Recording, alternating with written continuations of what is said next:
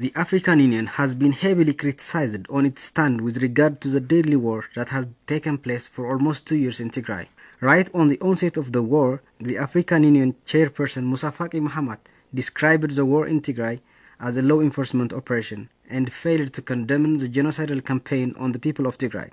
And neither did he nearly suggest that the Eritrean forces to vacate the Tigray territory.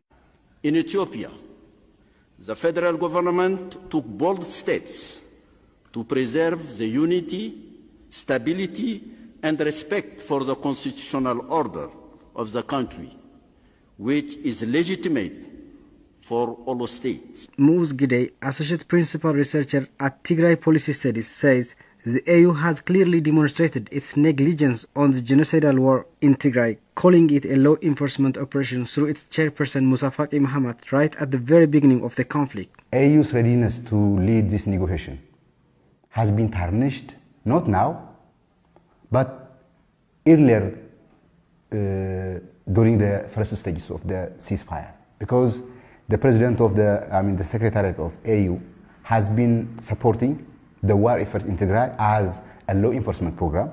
And then later on he has been backing up Abiy's government and trying also to cover up the various crimes committed by Isaias Afwerki and Abiy Ahmed. AU's High Representative to the Horn of Africa, Olusegun Obasanjo, avoided urging Eritrea to withdraw its forces from Tigray. Instead, he invited it to the negotiation table. Obasanjo was criticized for being partial in favor of the federal government, leading to the complaint by the Tigrayan government of Obasanjo's inadequacy in leading the negotiation.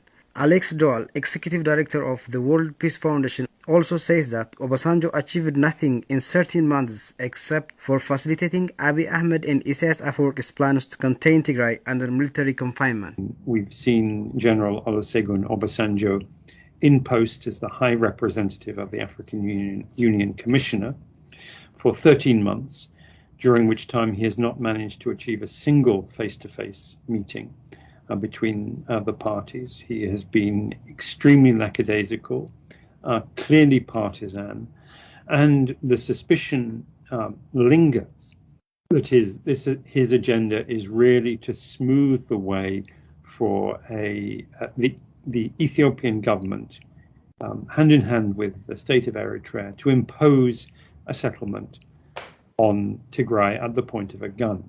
Recently, the AU invited the federal government of Ethiopia and the government of Tigray to South Africa for AU-led peace talks to be chaired by Olusegun Obasanjo, as supported by former Kenyan President Uhuru Kenyatta and former South African Deputy President Phumzile Mlambo Ngcuka, to which the Ethiopian government replied swiftly, saying that the invitation was in line with the country's principled position.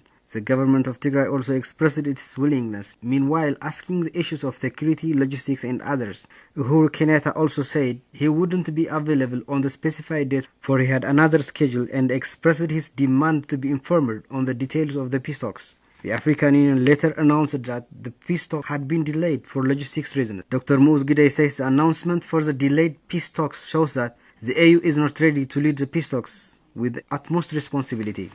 A continental organization trusted for negotiating parties undergoing a genocidal war should have thought deeper than this.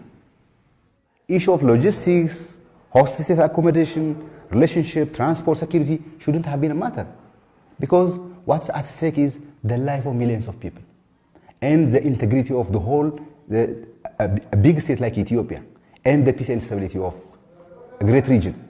So that a continental organization is saying that it lacks logistical arrangements or other preparations is farcical. It's a cruel joke. Otherwise, AU could have done better. That also shows you, according to some analysis, they say that the AU's invitation for the negotiation is a delay tactic employed by Abiy Ahmed and Isaias Afwerki. That could also work.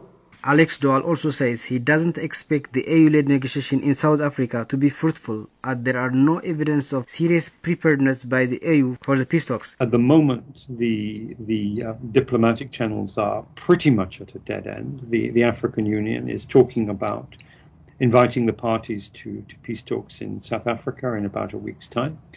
But there's no evident serious preparation for those peace talks, and It will be very surprising to me if they're handled in an impartial, credible, robust, and serious manner. The political analysts also say that the AU-led negotiation is unlikely to end almost 2 years long conflict in Tigray, as the mediator hasn't got trust from both sides from the very beginning, a condition that violates the basic principles of negotiations in general. The judge or the negotiator need to be trusted by all parties.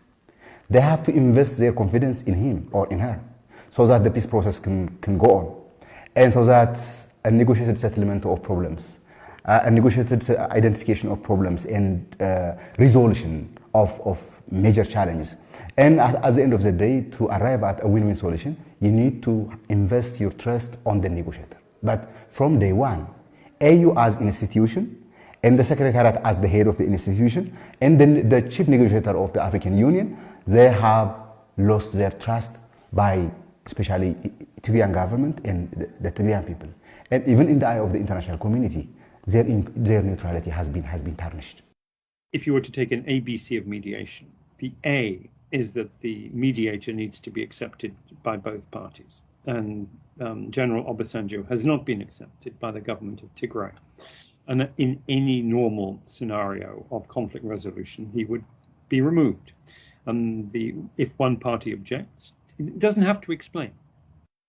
If any mediation, any commercial mediation, any family mediation, any mediation between political parties or states, the basic principle is that the mediator has to be accepted by both.